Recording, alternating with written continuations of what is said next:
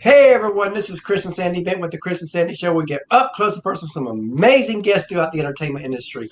And today, like I say on every episode, we've got a great one for you. We do. Who do we have? We have Olivia King. She is a pop soul singer, songwriter, and entrepreneur with a combined social media following of 200,000 plus and 5 million plus streams on Spotify alone. She has been a force in the industry. Her songs have been featured on the indie charts, Spotify's New Music Friday, R&B Slow Jams, Discover Weekly, and Release Radar playlist, and placed in a campaign for Caleb McLaughlin from the Emmy Award-winning Netflix series Stranger Things.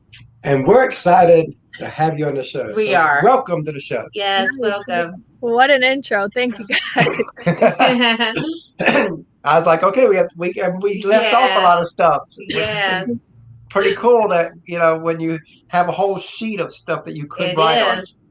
I try. Awesome. So, as you know, we're at a tough time. At least, thank God, it looks like we're coming out of the virus Hopefully thing. we are. But how did the virus affect you, and what have you done in the past year to kind of overcome and get through this? Yeah.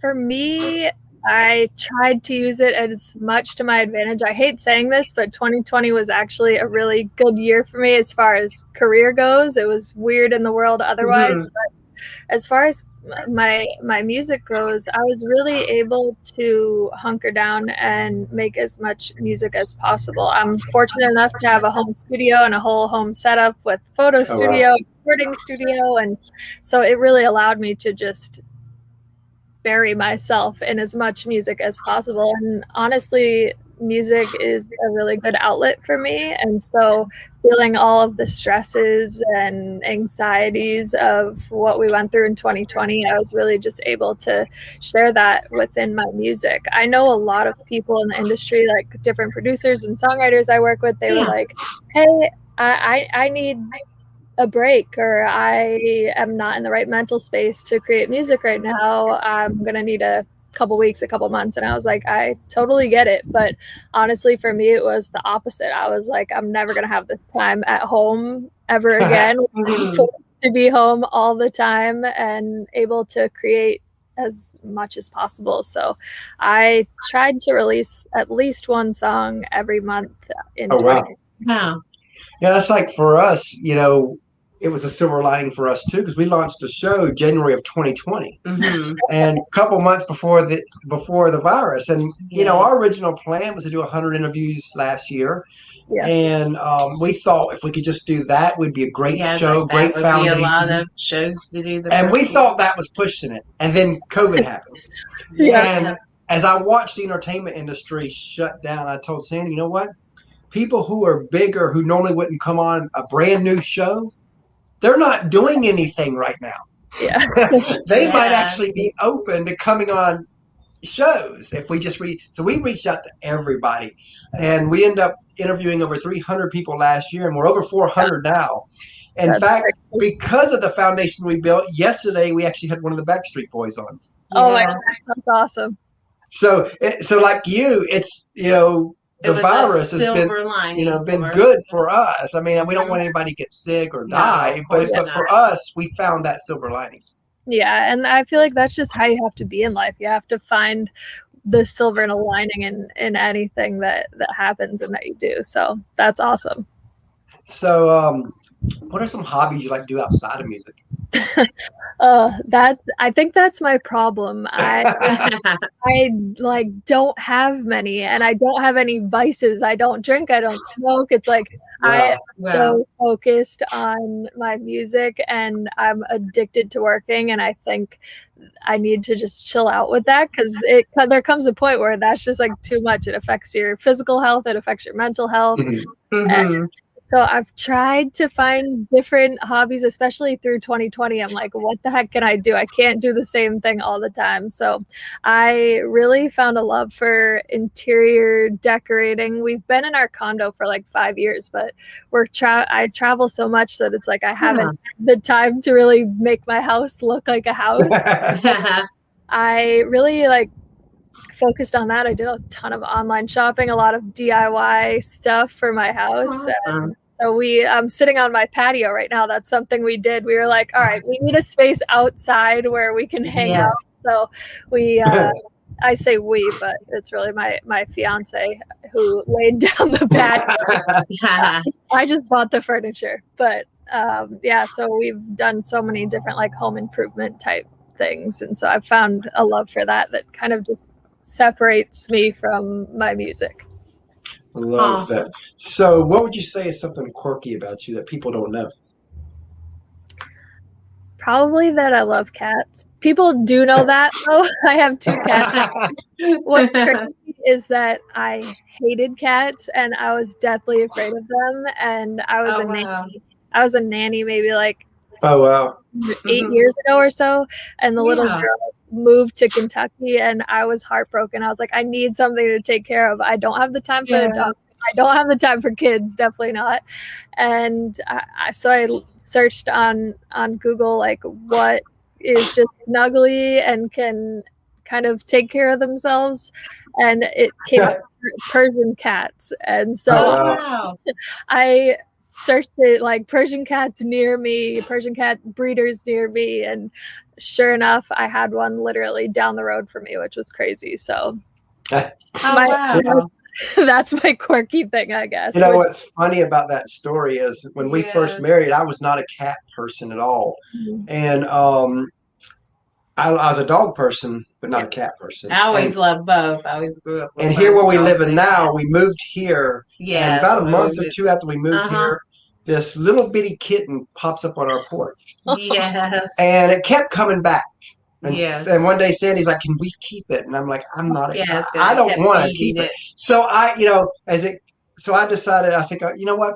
We'll buy a litter pan. If it uses it, we can keep it. Because I thought, they ain't going to use it probably because it's so small. And so we brought it in, and it was less than an hour.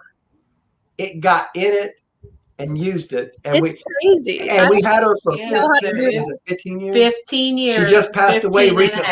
Oh, I'm sorry to hear that. 15 years. At least you got a good 15 years. Wow. And at one point, we had 4 cats in our house. Yeah, we had her sister and a couple other cats. Because then it was like 3 weeks later, her sister pops up on our porch. And we had to take the sister in.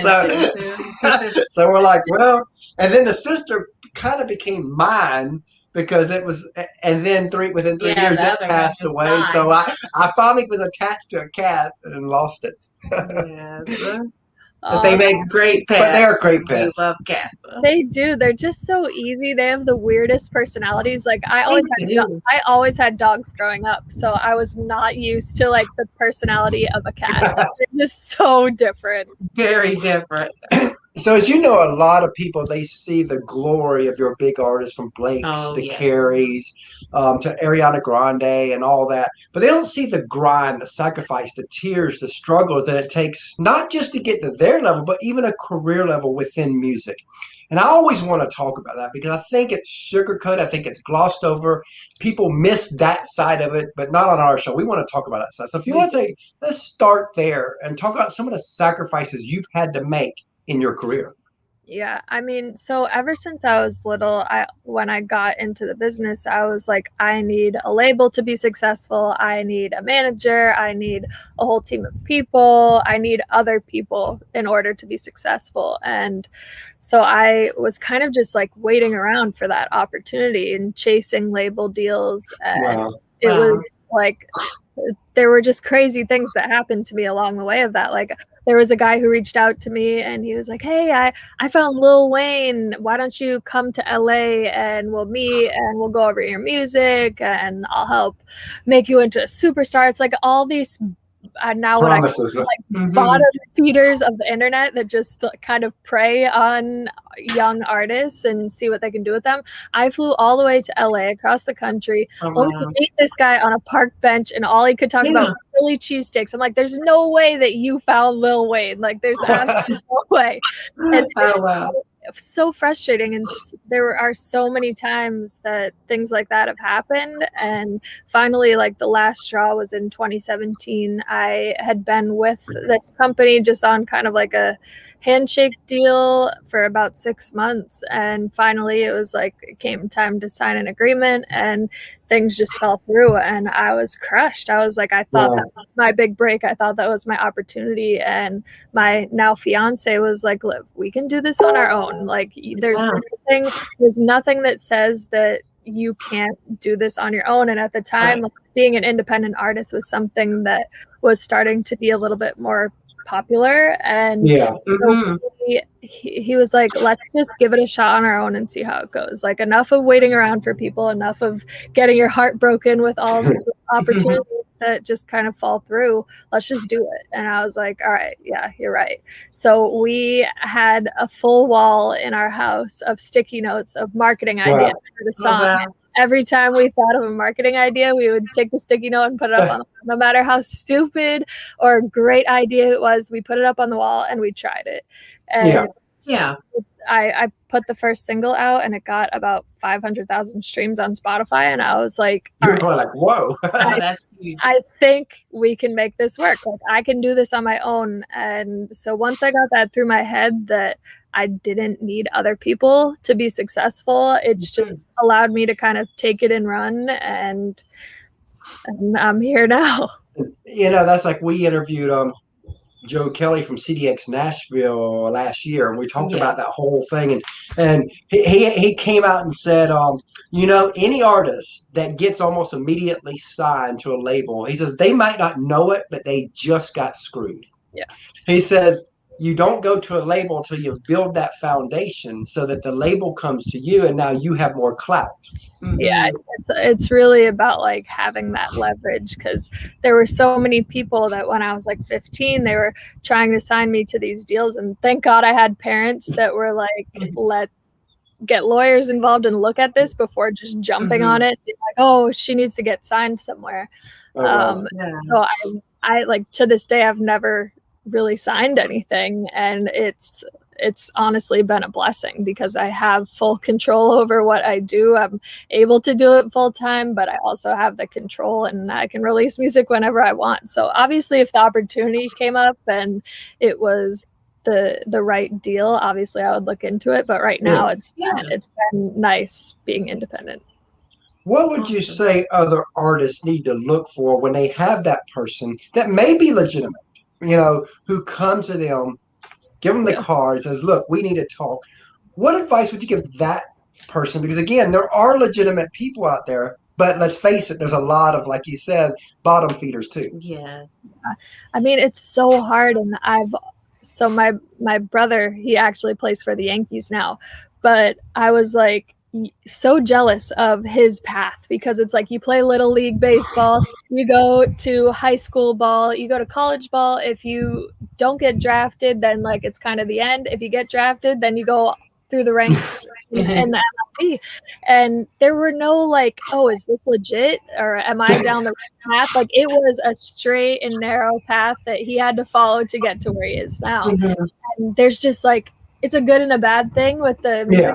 Like, it's not over if I don't make it by the end of college, like it is with baseball. But like, I was so jealous of that. And so you just really need to do your research on people. Like, if you Google search their name and you don't find anything in today's day and age, that is not like, if you can't Google someone and their credibility and credentials comes up, like, you just have to listen to your gut. And if you're getting red flags, don't go through with it, because I've had so many people and situations that I felt it in my gut that it probably wasn't right, but I just wanted it so bad that I kept trying to make it work. And you just have to do your research. Nowadays on social media, people can look like what they're not. Like, I can't tell you how many people I look at their Instagram bio and it's like the same title, Senior VP at Sony Music. I'm like, how many senior VPs can they have? It's probably not true. So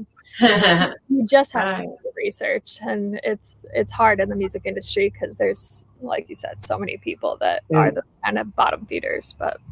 And like you said, the great thing is too, in this day and time, because of the tools of social media, of the internet, you have all the tools you need to build that foundation before you even think about a label and all the other things that come with it. where 10 years ago you didn't have that. Right. Yeah, I am lucky that I'm in this day and age where I can be sitting in my house and reach thousands to hundreds of thousands to millions of people. Like, it's crazy. And I, like, a lot of people say, oh, social media is bad, but for where I'm at in a career, like, I love it. I try to go and live stream on my Instagram every day, and sometimes I'll get off and like I'll reach 20,000 people, and it's like in an hour I was able to tap into an audience of 20,000, which is like insane. So you just have to utilize it to the best of your ability, because there's a lot that you can do without being in a major city now.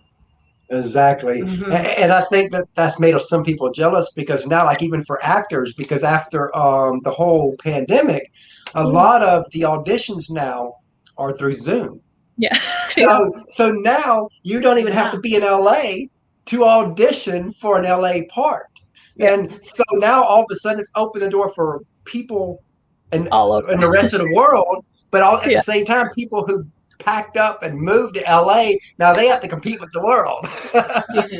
So it's one of them double-edged sword. It's great and it's not great depending on your position. Exactly. I've had so many times where I'm like, oh, do I move to LA? Oh, do I stay here? Oh, do I move to New York City? And I'm glad that I stayed where I am, because I'm a very family oriented person.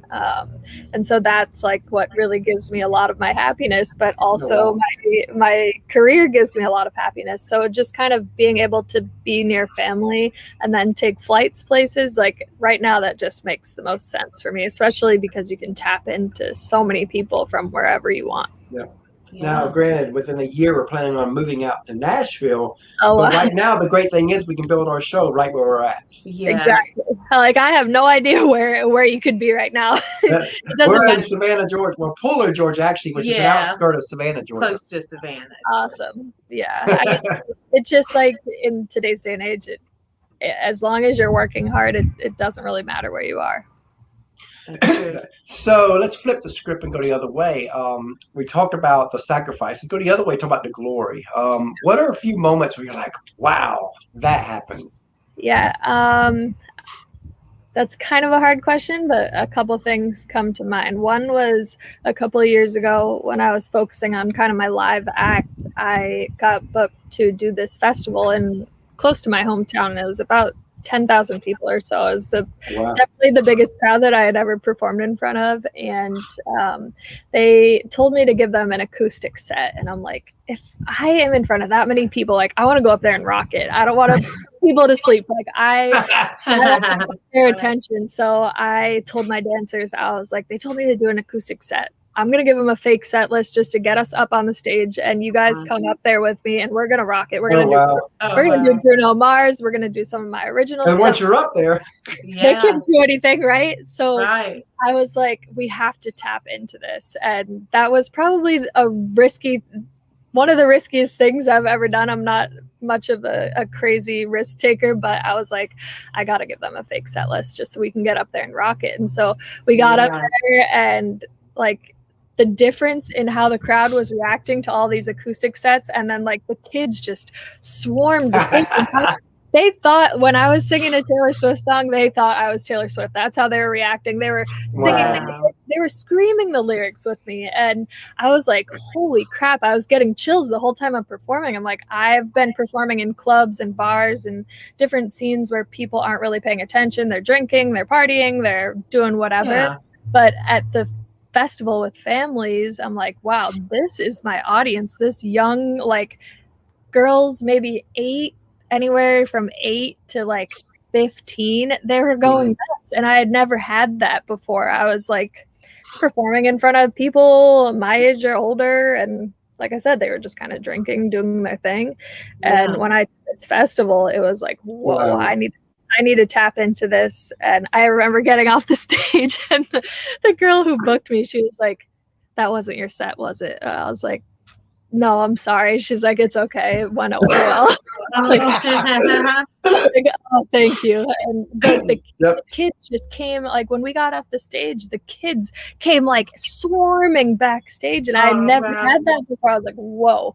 So ever since then, I've just really tapped into that younger audience. So that was just like all of my hard work paid off at that point.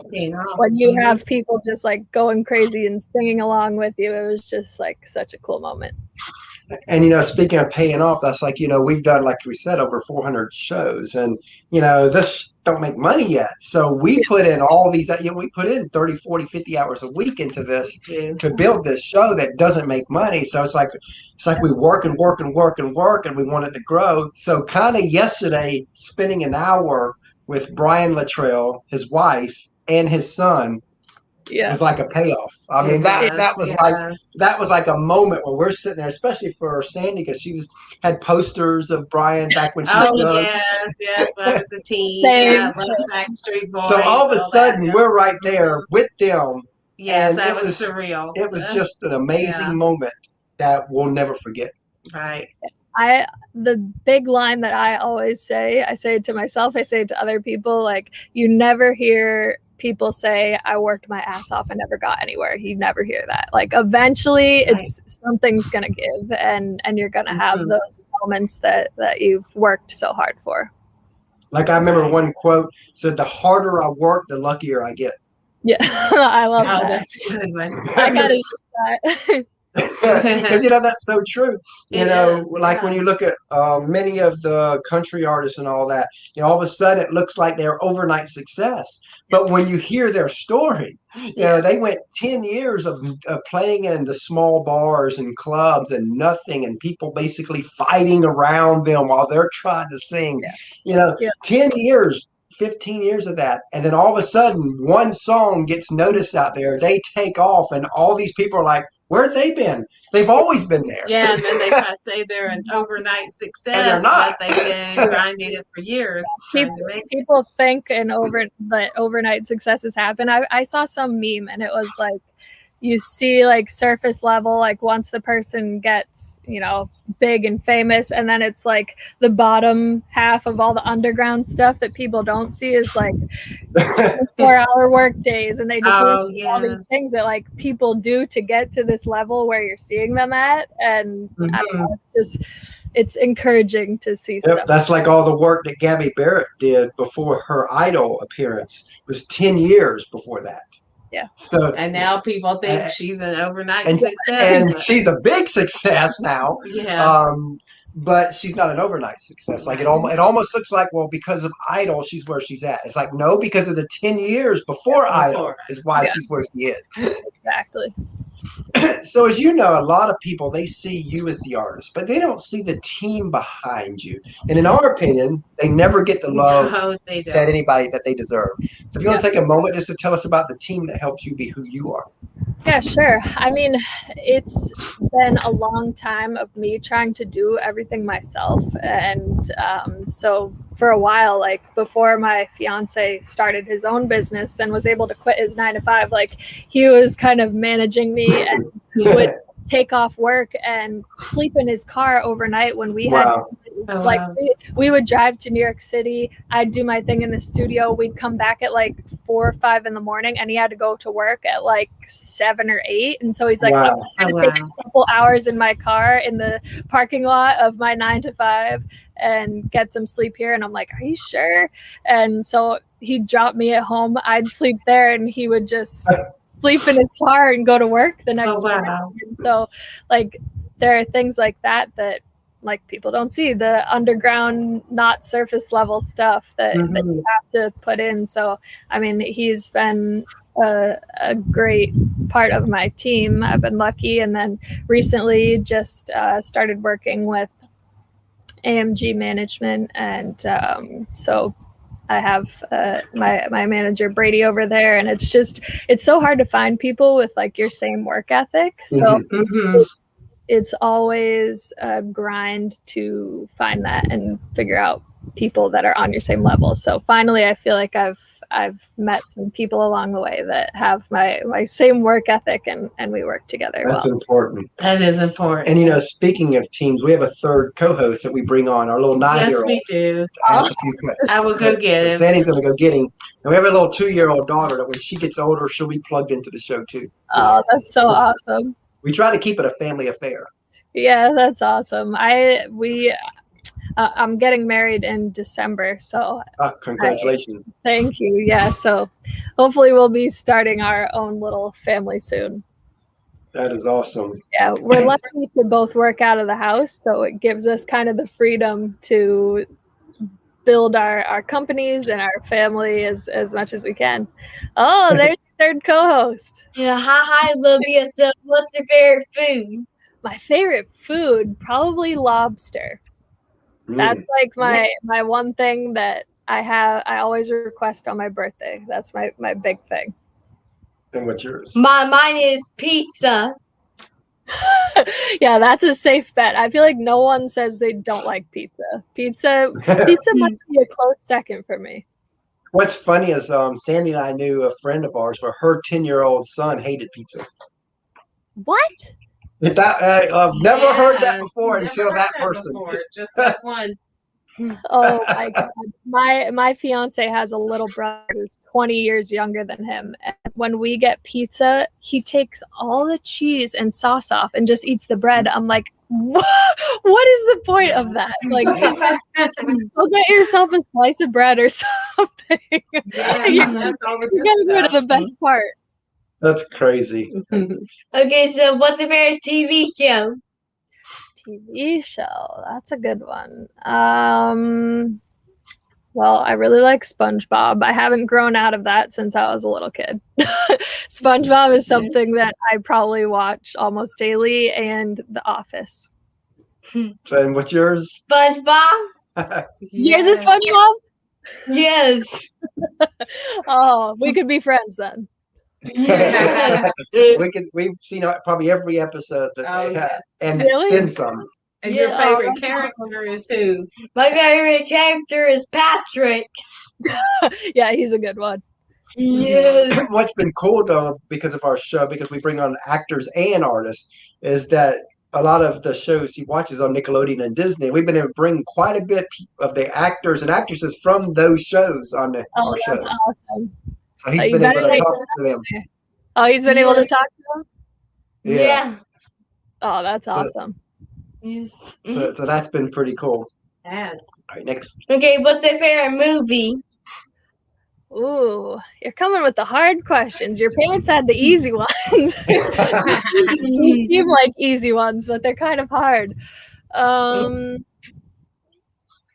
you're really getting to know me and my weird sense of humor. My favorite movie is probably Dumb and Dumber. That's a good one. What's yours? Mine is the Minions movie. Oh, that's a good one. I tried watching. Is the Minions movie where they literally just don't even speak any English and they're just like, meow, meow, meow? Yep. Yes. Those little yellow things. Yes. Yeah. And you know what? I have a Minions book. Do you? Yes. My fiance, like 2 Valentine's days ago, he got me a minion that's about like this big, and he stands up and he's holding a heart that says like I heart you, and so we still have literally in our bedroom. I'm like, this thing is huge. Wow. I might need to ship it to you. Have him back. Yeah, and our Caitlin, our 2-year-old, she, anytime she sees the Minions, if we're out and about, we got to go in that store because she laughs and loves them things, just like him. Oh, that's awesome. Bye, thanks. Bye. Nice meeting you. Yeah, he definitely loves his part on the show. Well, you may or may not have been the best part. He's a kid. So if you could co-write with any artist, dead or alive, who would it be? Oh my God. Now you're hitting me with the hard questions. We get a little harder now. We do on this side. The beginning is always about fun and what you've done and all that. Dead or alive? Oh, I mean, I might have to go with like Whitney Houston. Oh wow! I think that would be really cool to just get in the studio with her. But alive, I'd like to just be a fly on the wall on that one. Oh my god, so cool. And then Ariana Grande, like her vocal production, she does all of her own like vocal producing. I'm so into that. Like when I'm recording, doing the harmonies and layering everything. Like I think she is a beast at that. So it'd be really cool to get in there with her and do some vocal producing. Now this question probably has 1,000 answers. Oh, at least. But just answer with whatever comes to mind. But what's a song you've heard that you wish you wrote? Oh my gosh, that's so hard. One that I've always said that I don't know if you guys have heard it, but Alessia Cara, her like first single was Here, and it's all written about like her going to parties and being like, why am I here? And I just connected with that so much in college. Like all I wanted to do was be in my dorm and write music, and whenever I would go to parties I'd be like, what am I doing here? Like I'm just wasting my time. I could be home working and getting stuff done and getting closer to where I want to be with my career. And so that's just like those lyrics just hit home. Come alive for you. Yeah. So back in 2015 we interviewed Kelsey Ballerini before pretty much people knew who she was. And that's awesome. And I remember asking her where she wanted to be in 5 years. And I always like to tell this story before I ask the guest that same question, because the answer that she gave us back then is almost to the T of what she's living right now, what she's done. So she knew where she was going, and she made it happen. So knowing that, where do you want to be in 5 years? I probably have more goals that I set for myself than most people, which probably is a reason for all of my stress. But I mean, in 5 years, I put a hold on my live performance about 5 years ago, and I was like, you know what? I only had like 3,000 followers then, and I said to myself, the online space is so important right now, so let me kind of take a back seat on the live performing and start amping up my social media game. And so that's what I did. And now, since I have that following, I feel like I can go back to the live stuff. So in the next 5 years, like my goals are probably to do a lot more live performing. Like biggest goal would be to be at the Staples Center and sell it out. Like that's where, like, if I imagine myself there's someone I do spin classes, and the instructor, she's like, what is one of your goals that gives you goosebumps? And she's just trying to motivate you as you're on the bike, get your mind of being sweaty. And that's like one of the goals that gives me goosebumps. Thinking of myself, on that big stage. I'm so into dancing and just like the whole entertaining performance. So it'd be awesome to just do an absolutely huge show. The goal that kind of gives me the goosebumps is I want to be accepting an Emmy for this show. Awesome. That's kind of the ultimate down the road goal. I think you're getting there. If you guys have done 400 shows plus, that is insane. We're just trying to outwork everybody. Yeah. That's what we can control. I mean, we can't control how good we are. No. I mean, I guess we can in a way control that. Yeah. By how much we do. But we can't control the outcomes, but we can control the work ethic. So we will just, we watched a lot of people and they get frustrated with one a week and like, you know what, we'll do one a day. Yeah. That's awesome. You're inspiring me just by the things that you're saying. So. I mean, you gotta, again, it's one of them things that, when you got no backing money-wise, it's like, okay, I may not have the money, but you know what? We can work. Yeah. And we'll work that side of it until things start to pop, and then all of a sudden the money will come. Exactly. I love you've said a couple sayings that have really stuck with me. The harder you work, the luckier you get, and the one that you just said. Those those are some cool lines. You can control how hard you work.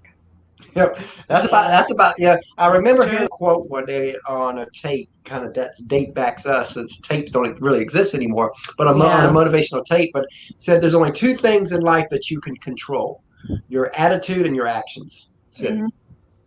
That's awesome. And anything else outside, I mean, I can't control her. She can't control me. That's true. Husbands and wives kind of want to do that, but Yeah, but in reality, you can't. You know, you just have to trust that they're going to do the right thing. Just like she has to trust I'm going to do the right thing, and we live our life. Yeah, and it works. 100%.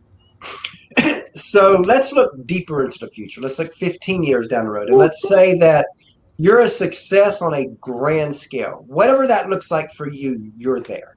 If the person you are today could meet her, your future successful self, what would you remind her? To stop worrying about your age. That's something that I'm always worried about. And in the music industry, I'm about to be 50 here. They just stress being young. They like it's such a stress to be young, and that's like one of the songs I wrote recently is titled 20 something, and it's just all of the pressures that like, come with your 20s, like, oh, should I be married, should I be having kids, am I where I'm at career wise, and there's just a lot of pressure. So I mean, I would just say to my future self, like, stop worrying about your age. It's all about the timing. Just enjoy the journey. Like, it's not so much if you're just looking towards the destination and not enjoying your journey, you lose, like, you know, all the fun. You lose the power of it. Yeah, exactly. So I would definitely say that, like, just stop worrying about your age, about anything. Just if you could stop worrying, just enjoy the ride, it'll be a lot more enjoyable. And you know what, also, if you're not enjoying the journey, when you do get to whatever that destination is, it will diminish the glory behind it. Because you've destroyed the journey, so you've destroyed the destination. Yeah. So true. And if you could describe your music to someone who hasn't heard it yet, how would you describe it? You kind of said it when you introduced me, but I definitely would say that my music is probably considered pop music, but I've always kind of sprinkled in that little bit of soul, that R&B soul. I grew up listening to mostly R&B and soul music. That's just always what my mom had on. She had Motown constantly playing. It was Marvin Gaye, Mr. Franklin, like Gladys Knight, you name it. Like, those were names that were playing in my house. And so I've always just gravitated towards that. So I always love not being super poppy and being able to just sprinkle that soulful aspect. A little blend. That's awesome. Right. And what would you like your legacy to be as an artist? What would you ultimately like to be known and remembered for? I would say, I mean, my work ethic, but also just to be a role model for girls. I feel like the best messages that I get are like from parents of young girls who follow me on social media, and they're like, thank you so much for being an inspiration and a good role model for my kid. It's just hard to find that, especially on social media. There's so many things that people might share that parents are uncomfortable with their kids seeing, and I always try to make sure that my stuff is clean. And that's good. I feel like you just kind of lose an audience when you go certain routes. So I get that. Keep it open for, you know, it's comfortable to listen to my music at 5 years old, just as it is if you are 85 years old. You know, like I just want to be able to tap into so many different people and allow them to enjoy my music. Awesome. So let's say you had a friend of yours and you heard him or her sing, and they do have something special. As Simon Cowell would say, they have that it factor. But they've played only 40 or 50 shows, so they're still getting their feet wet on the performance side. This would be pre-COVID advice, so kind of keep that in mind. But they've been on stage. They got what every artist says, that stage bug where they look over the crowd's roaring for them. They just know they're in the right place, and they come to you and they say, I know I'm supposed to do this with the rest of my life.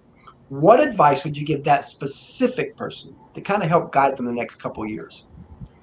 I would just say consistency, consistency, consistency. Like, and that's what you guys have clearly done. And that's why a year later you are where you are. Like, if you're consistent in anything you do, it's bound to pop off. Like, if you, the thing for me is like staying top of mind for people. I don't want people to forget. I want them to constantly see me like blasted on their social media. Like, okay, she's doing this, she's working hard doing that. Like, I want people to know me as a hard worker and someone who's always bringing you entertainment and content. So just being consistent, I think, is so key. I love that. So what's next for you as we end here? A lot. This year I've made it a point to release more than one song per month. I think it's just, we live in a world where people's attention spans are so short. So releasing singles is huge for me because you can get people's attention in just a couple minutes. And if they're not vibing with that one, I hit them with another one 2 weeks later. You know? So it's, for me, that consistency. And so a lot of music to come in the rest of this year. And then my fiance and I also were, I guess you could call us serial entrepreneurs. I think that's the term. You're always starting up some new business. But the reason he was able to quit his 9-to-5 was that he started an influencer marketing agency. And so the two of us kind of run that. We do brand deals for celebrities, reality stars, influencers, and the next kind of stage to that, we're trying to do some sort of a label within that. We hired a couple employees at the beginning of this year. It was just the two of us for the past few years, but we were able to hire a couple employees at the beginning of this year. And one of them is also a musician, and he's had songs with like 17 million streams. And so he's a super successful musician. And now he just kind of like does that on the side and works for us. But like, we have a lot of music people on our team now with that. So we have a lot of plans to utilize influencers and kind of mix it with the musicians and how they push their music out. Oh, that is awesome. So as we close out here, tell everybody how they can reach out to you. Yeah, I can be found everywhere. Same thing, Olivia King Music on Instagram, TikTok, Facebook, YouTube. And then if you're just looking to listen to my music, it's just Olivia King. Love that. And, we really enjoyed having you on the show today, and we look forward to having you back on the road for some updates. Yeah, thank you so much. Like I said, you're giving me a lot of inspiration, and just, it's cool to talk to people like you guys, because you know the hustle and the grind that it takes. And that's why we love our show too, because it works the other way too.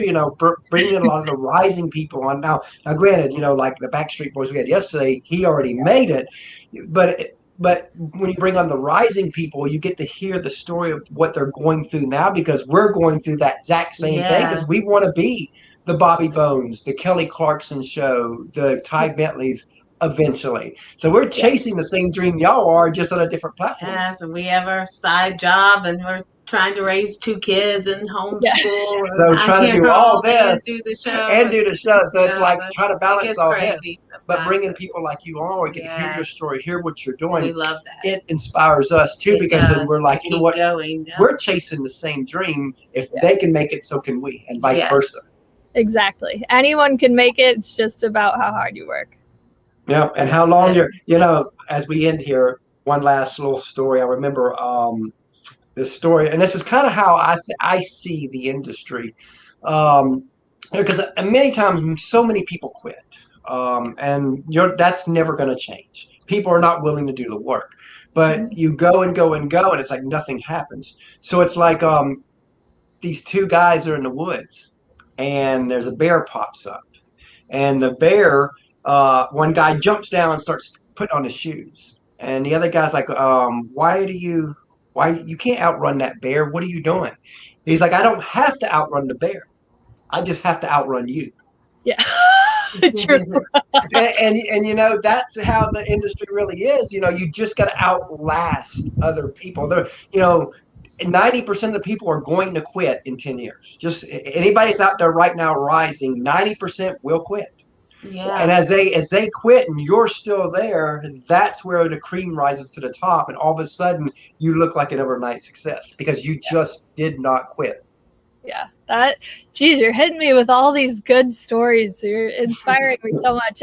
So I'll leave you with one last meme that I've seen that maybe you've seen too. Is like the guy and he's like mining for. Yeah. Have you seen that? I knew you were about to say this one. And he's mining and he's going and he's going and he's not hitting any diamonds. And then like right as he's about to hit it, he turns around. And it's like, that's how close you could be. Like, just keep going and you'll get that diamond, you know, like that meme I always kind of go back to in my head of like, don't quit, you're close, don't quit. Yeah, because the next song, the next show could be the breakthrough. Like I mean, so many times I want to quit, but we've come so far now. I'm like, we can't. Like, you know what? We'll regret that for the rest of our life. We're so close to something with this show, and we're like, you know what? We done 400 shows. If we quit now, we would always wonder what if it would eat us. We'd probably end up divorced and all that because it's one of them things that when you lose that dream and you lose that, you know, like I remember the saying is, where there's no hope in the future, there's no power in the present. Yeah. And so even in marriages, I've watched so many marriages crumble when that hope is gone in the future. All of a sudden they don't have nothing to live for anymore. Well then they don't communicate anymore because all of a sudden their dreams are gone, and so it's so important to keep that dream alive. Yeah. Wow, you're like a preacher. Yeah, he originally wanted to be a motivational speaker before the show existed. So I get to do some motivation while we're on our show. So. No, you're giving me a lot of motivation. Like. If I had zero motivation, now I'm at like 1,000. Well, I appreciate that. And we appreciate you coming on the show. We don't want to take up more of your time. You know, we know that you're busy and you could have been anywhere, but you were with us. And we so appreciate that. Oh, no problem. Thanks so much for having me on. You know, like I said, welcome, and you have a great day. Thank you, guys. I'll talk to you soon. Sounds good. Bye.